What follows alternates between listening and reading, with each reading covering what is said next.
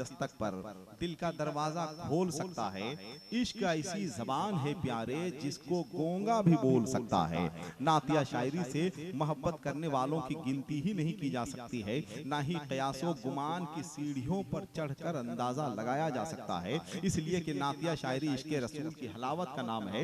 नातिया शायरी मोहब्बत रसूल की खुशबू से इबारत है। दुनिया की हर जबान का अदब नातिया शायरी को अपनी जबान की आबरू समझता है। दुनिया की हर तनकीद नातिया शायरी का कसीदा पढ़कर अपने लहजे को मोतबर करती है। दुनिया की हर तहजीब नातिया शायरी को अपनी शख्सियत का सिंगार समझती है।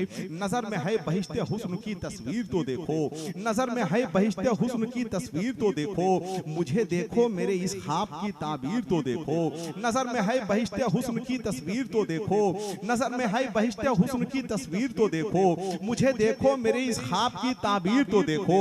और हवा क्या लग गई बीमार खुद ही हो गया अच्छा, तबीबो दामने सरकार की तासीर तो देखो। हवा क्या लग गई बीमार खुद ही हो गया अच्छा, हवा क्या लग गई बीमार खुद ही हो गया अच्छा। आप दाद देना दें शेर तो बहरहाल हम अच्छा पढ़ेंगे।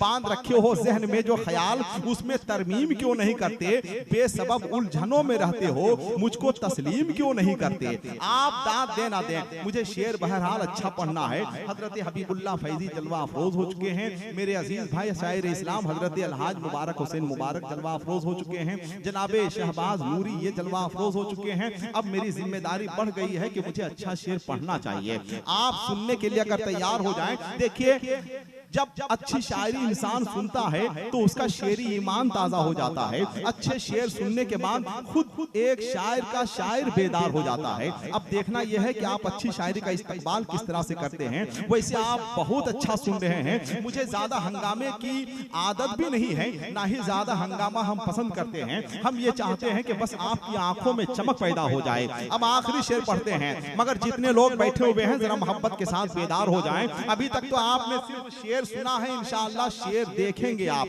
देखिए शेर जब अपनी कछार में अपने पांव को समेट कर बैठे तो उस कैफियत को असद कहते हैं। वही असद जब अपनी कछार से निकलकर चहलकदमी करने लगे तो उस कैफियत को जरगाम कहते हैं। वही जरगाम जब चहलकदमी करते वक्त किसी खास संत देखना शुरू कर दे तो उस कैफियत को गजनफर कहते हैं। वही गजनफर जब अपनी कछार से दहाड़ते हुए निकल पड़े तो उस कैफियत को जेगम कहते हैं। वही जेगम जब अपने शिकार पर हमलावर हो जाए और अपने शिकंजे में इस तरह से कस ले कि उसका सांस भी लेना दूभर हो जाए तो उस कैफियत को हमजा कहते हैं। वही हमजा जब अपने शिकार को टुकड़े टुकड़े में तकसीम कर दे तो उस कैफियत को अब्बास कहते हैं। वही अब्बास जब करबला में पहुंचकर यजीदियत का जनाजा निकाल दे तो उस कैफियत को हुसैन कहते हैं।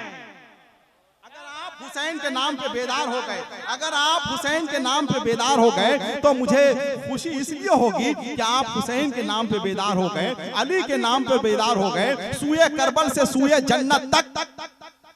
अरे बोलिएगा, अरे जरा बोल तो दीजिए माशाल्लाह। हुसैन के नाम पर अपने हाथों को उठाकर बोलते सुभान अल्लाह।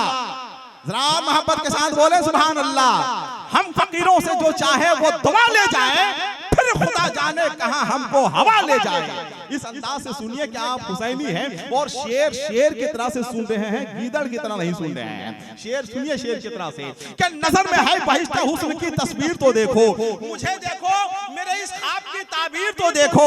हवा क्या लग गई बीमार खुद ही हो गया अच्छा, तबीबो दामने सरकार की तासीर तो देखो। कहां मैं चश्मे आवारा, कहां वो गुंबदे खजरा, मुकद्दर देखने वालों मेरी तकदीर तो देखो।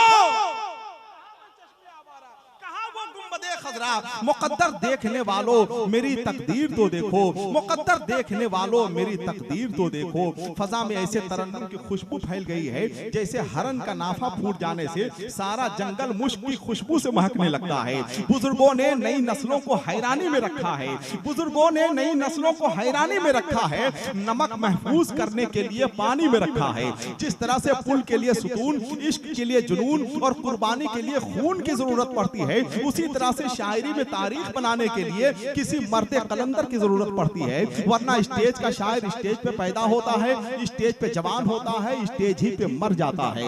मगर जो सच्चा शायर होता है, जो यकीनी शायर होता है, जो हतमी शायर होता है, वो सदियों तक जिंदा रहता है। इरफान सिद्दीकी ने कहा था कि कभी तो कोई पढ़ेगा लिखा हुआ मेरा, कभी तो कोई पढ़ेगा लिखा हुआ मेरा, कभी तो काम ये शौके फजूल भी देगा। किसी मौके से मैंने कहा था कि नताइज जब सरे महशर मिलेंगे, नताइज जब सरे महशर मिलेंगे, अलग से नात के नंबर मिलेंगे। नताइज जब सरे महशर मिलेंगे, नताइज जब सरे महशर मिलेंगे, अलग से नात के नंबर मिलेंगे, अलग से नात के नंबर मिलेंगे। ये मिट्टी है मियां तैयबा की मिट्टी, इसी मिट्टी में हम मिलकर मिलेंगे। मिट्टी, ये मिट्टी है मियां तैयबा की मिट्टी, ये मिट्टी है मियां तैयबा की मिट्टी, इसी मिट्टी में हम मिलकर मिलेंगे। मियां कुरला नहीं ये करबला है, यहाँ नेज़ों पे रखे सर मिलेंगे। यहाँ नेज़ों पे रखे सर मिलेंगे। इतने हुसैनी बैठे हुए हैं, जरा हुसैन का नाम लेकर कोई एक शख्स खड़े होकर नारा लगा दे। सब लोग जवाब दें, सब लोग जवाब दें।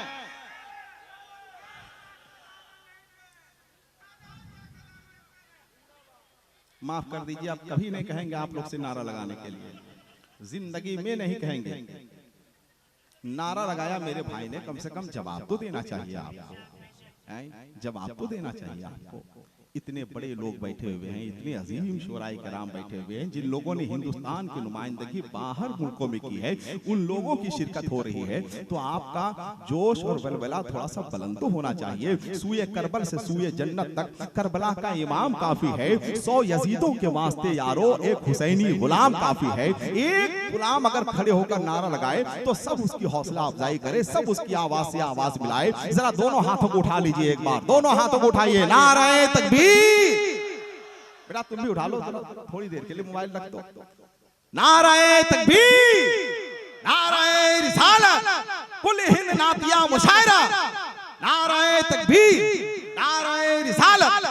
नारा लगाइए, जरा नारे की तरह से नारा लगाइए, अपनी आवाज थोड़ी सी आप बुलंद कीजिए, ताकि मुझे लगे कि आप जिंदगी की तमाम हरारतों के साथ यहाँ बैठे हुए हैं और पूरी जिंदगी के साथ आप बैठे हुए हैं, मुझे ये महसूस होना चाहिए। आइए हम आपकी खिदमत में मुबारकबाद पेश करते हैं। बहुत अच्छा आप सुन रहे हैं माशाअल्लाह। फ्रांसियों का खरीदा हुआ कलकत्ता, नवाबों का बसाया हुआ कलकत्ता, अंग्रेजों का छीन कर हासिल किया हुआ कलकत्ता, इनकलाब जिंदाबाद के लय पर थरकता हुआ कलकत्ता। कलकत्ता जो आज सोचता है, कल वो पूरा मुल्क सोचेगा। कलकत्ते की फिक्र क्या है, कलकत्ते का डिक्शन क्या है, कलकत्ते का लहजा क्या है, कलकत्ते का अंदाज क्या है, आपको ये जानने के लिए कलकत्ता जाने की जरूरत नहीं है। बैठे बैठे आपको यही सब हासिल हो जाएगा। इसलिए कि कलकत्ते को बंगाल का दिल कहा जाता है, हिंदुस्तान की खूबसूरत रुखसार का दिल कहा जाता है।